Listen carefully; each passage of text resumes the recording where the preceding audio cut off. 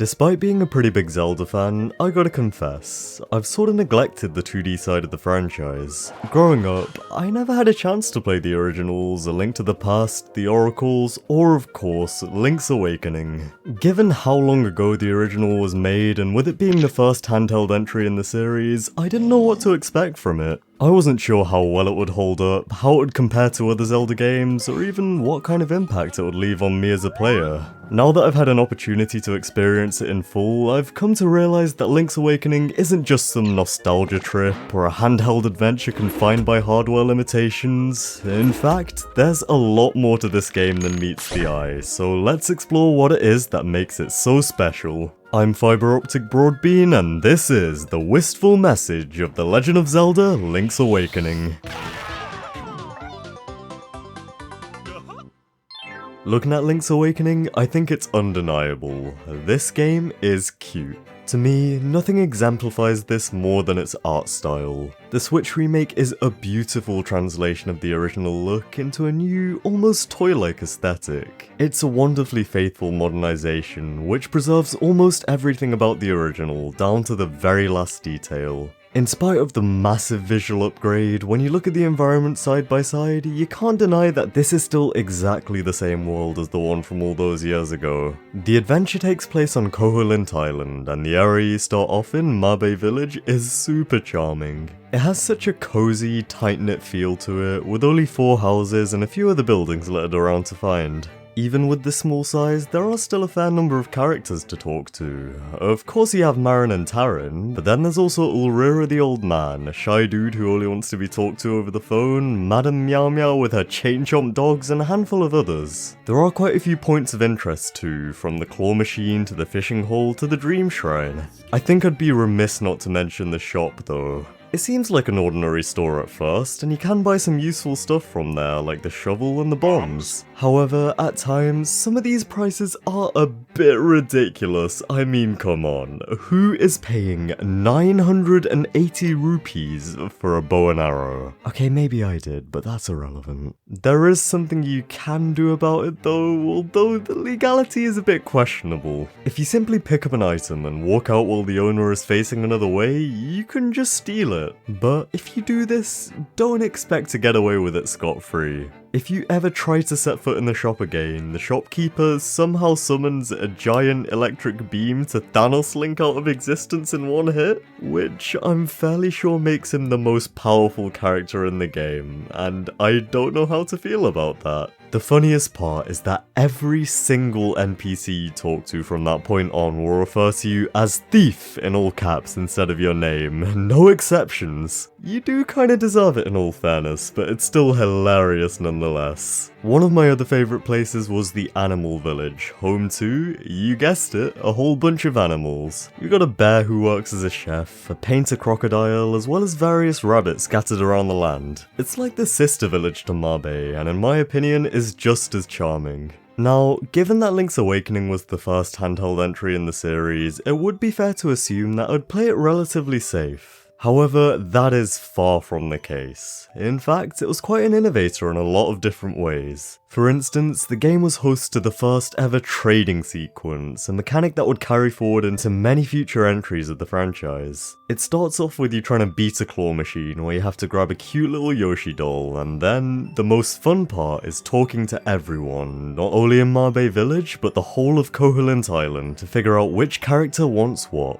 It makes you explore the world thoroughly and encourages you to talk to everybody you run into. When all is said and done, you get the magnifying lens, which lets you see hidden NPCs in the overworld. Me personally, when I was playing through for the first time, this solved a big mystery that was in the back of my mind for a while. In a couple of houses in the overworld, you hear a grunt when you walk in, but there appears to be nobody home and nothing to interact with. Once you have the lens, however, it reveals that there are characters hiding in the houses, one of which will trade you a boomerang for your shovel. As is traditional in most Zelda games, Koholint Island is packed full of these kind of secrets to find. As per usual, uncovering these secrets often gives you a heart piece, be it in a hidden cave, out in the open, or as a reward from a minigame. One such minigame is the fishing hole in Mabe Village, where you can get a heart piece for catching a big enough fish, but that's not the only thing you get from here. For the longest time, I only had the one empty bottle in my inventory, but one day I decided to go fishing again, just for fun. To my surprise, there was actually another bottle hidden in the seaweed, which blew my mind when I first found out about it.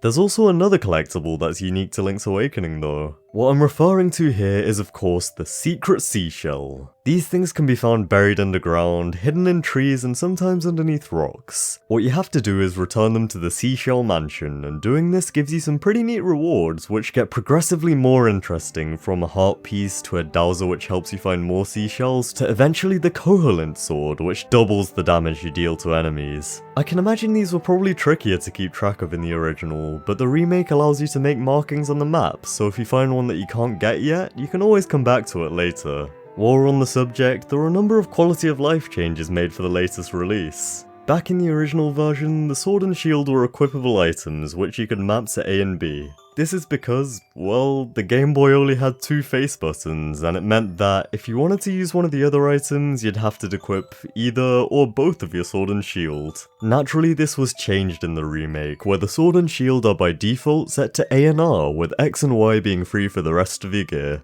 Also, the Pegasus boots were set to L, which makes it so much more convenient to get around the map quickly. Even with all of these improvements, for this to be a faithful remake, one thing about the original that couldn't be changed much was its dungeon design. One could argue that, to an extent, the limitations of the Game Boy hardware do manifest themselves here in the relatively short lengths and overall simplistic nature of the dungeons. In spite of this, I found that they do still hold their own to this day. There are a few unique mechanics here that haven't been seen since as well. Take the owl statues for example. You'll find these guys in various rooms, and to interact with them you need to find the owl's beak, which essentially acts as another key item, similarly to the map and compass. When you speak to the owls, they give you hints to solve certain puzzles, and sure, theoretically you could figure it out all on your own, but realistically you kinda need these guys sometimes.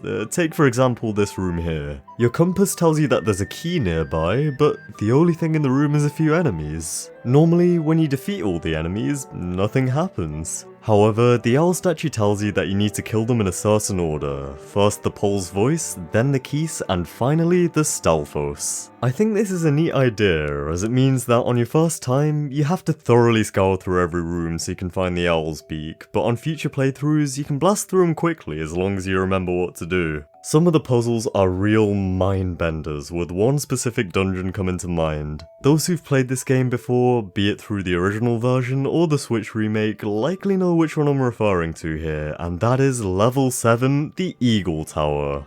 This sees you scaling to the top of a multi-floor tower with the aim of defeating the boss right at the top. The main puzzle here is figuring out how to make the 4th floor collapse down onto the 3rd floor in order to allow yourself to progress. To do this, you need to use a big iron ball to smash 4 support pillars, and this is the tricky part. Figuring out how to get the ball from point A to point B is quite the ordeal and requires you to think outside the box. One pillar in particular stumped me for a while, until after I stared at the room long enough, the solution finally became clear. Working through these puzzles is incredibly satisfying, and sure, it does take some thought, but that moment of realization when it all finally clicks is always worth it. The dungeon after, being the Turtle Rock, focuses slightly less on puzzle solving than the Eagle Tower, but is still a long, enduring, and non-linear challenge. There's a much bigger emphasis on combat, with a lot of the previous mini-bosses returning here. In a sense, it feels like a culmination of everything you've learnt throughout your whole quest. Using all the weapons you've gathered and the newfound strength you've acquired to take out these guys feels immensely rewarding. They used to seem like such big threats, but now you can just brush them aside like common enemies, serving to show just how far you've come.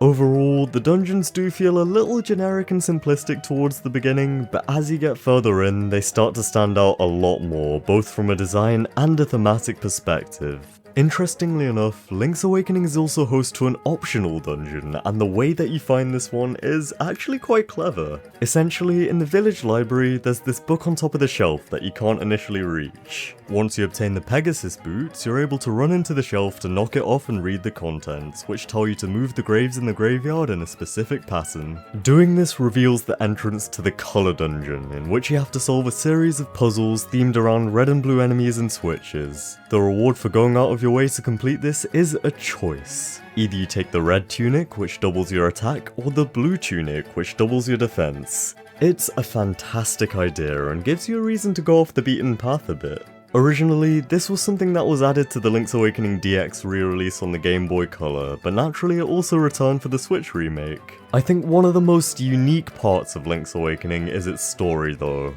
Unlike the majority of Zelda games which are set in Hyrule, Link's Awakening takes place on, as I've mentioned, Koholint Island. Link basically gets washed up here after being shipwrecked, and is found unconscious on the beach by Marin. Aside from Link, she's probably the most prominent character here, being the sort of Koholint parallel to Princess Zelda. Throughout the game, she's a big presence, and a lot of the time you can find her singing next to the weather vane in the village. She's a really sweet character, man, and on a few different occasions she'll lend you a hand. At one point, you have to take her to the animal village to sing for the animals and wake up a walrus that's blocking your path. Through doing these tasks, you start to develop a connection with her, and this is reinforced by the various cutscenes that you share with her on the beach. The way things play out in the end is bittersweet in a way though. Basically, and this is a pretty big spoiler for the ending of the story, it's revealed that everything, the entire island, all of its inhabitants, and the whole adventure you just went on, was all a dream. Yep, they used that trope. But you know what?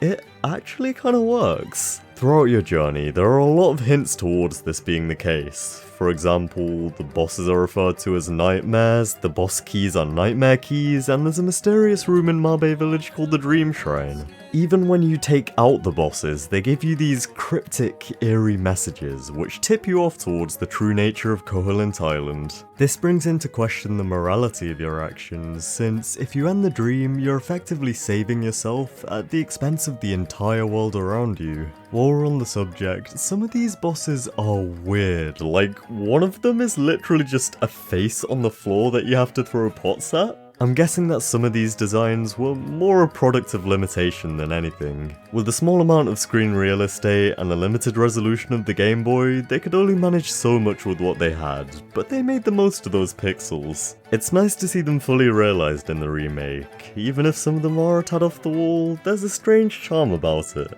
Further emphasizing the dreamy vibe are the various Mario enemies that you encounter throughout the dungeons and overworld. You've got the chain chomps like Bow Wow being kept as pets in the town, alongside piranha plants, Goombas, Boos, Shy Guys and Cheep Cheeps all being seen as enemies. There's even Mr. Right, a guy who just endlessly writes letters but never receives any in return. You eventually deliver one to him from this goat in the animal village, who allegedly attaches a picture of herself, which is later revealed to be a picture of Princess Peach. Yeah, this poor guy just got catfished in a Zelda game. Even Wart makes an appearance here, and his presence in the remake marks the first time he's ever received a 3D model to my knowledge. It's pretty cool stuff. There are also a couple of other cameos from non-Mario characters, such as straight up Kirby just chilling as an enemy, as well as the Gordos on the beach. This breadcrumb trail of clues all culminates in the ending of the game, which, to me, was powerful stuff. Upon the final reveal, seeing the island and all of its inhabitants fading away evokes the same feeling as waking up from a really vivid dream, only to come to the realization that none of it was real.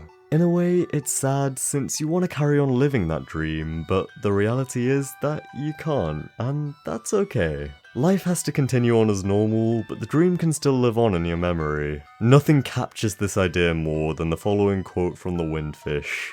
Verily, it be the nature of dreams to end. Only the memory of this dreamland will exist in the waking world. Someday, thou may recall this island. That memory makes the dream world real. Koholint Island may never have existed, but despite this, Link can still remember the dream in the real world, even if it was a mere figment of the Windfish's imagination. In fact, that memory makes Mabe Village, Marin, Tarin, everyone more real than they ever were before. And that, my friends, that is the wistful message of The Legend of Zelda Link's Awakening. Yo, thanks for making it to the end of the video, I really appreciate that. I'm so glad I finally got around to playing this game. I played A Link to the Past fairly recently as well, so maybe expect a review of that at some point, we'll see. But regardless, I will catch you guys on the flip side.